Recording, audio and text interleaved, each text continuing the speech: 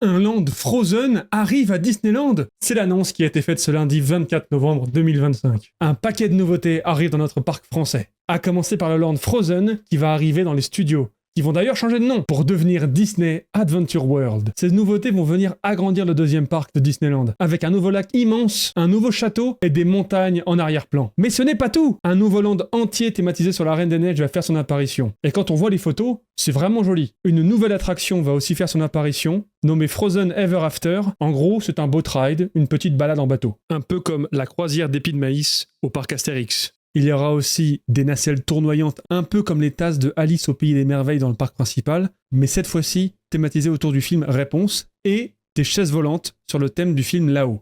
De nouveaux restaurants et boutiques vont faire leur apparition, et je crois que dans un des restaurants d'ailleurs, on pourra interagir avec des personnages qui viendront nous voir à table, et ça c'est plutôt sympa, c'est une bonne idée. Avec ça, un nouveau spectacle nocturne va venir accompagner ces nouveautés sur le nouveau lac qui va venir vraiment prendre une place majeure dans ce second parc. Mais ce n'est pas tout. Dans le futur, nous verrons l'apparition d'un nouveau land, le Roi Lion, qui va arriver aux côtés du land Frozen, avec comme attraction principale un flume. Un flume, c'est une attraction aquatique avec des chutes. Ça compte comme un roller coaster, techniquement. À voir quel modèle ce sera, mais normalement, ce sera compté comme un roller coaster.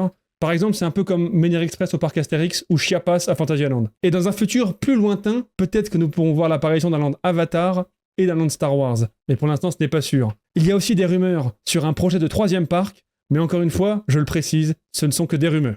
Maintenant, mon avis par rapport à tout ça. Sur le papier, c'est plutôt sympa.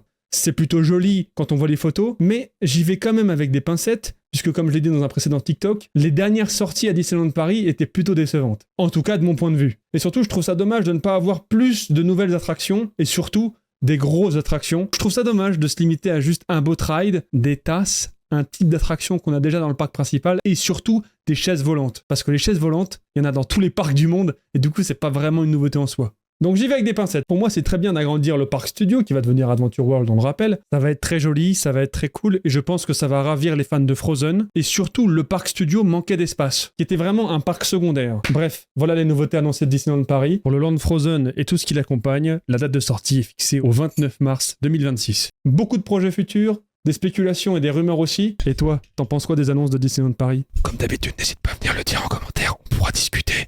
Hey!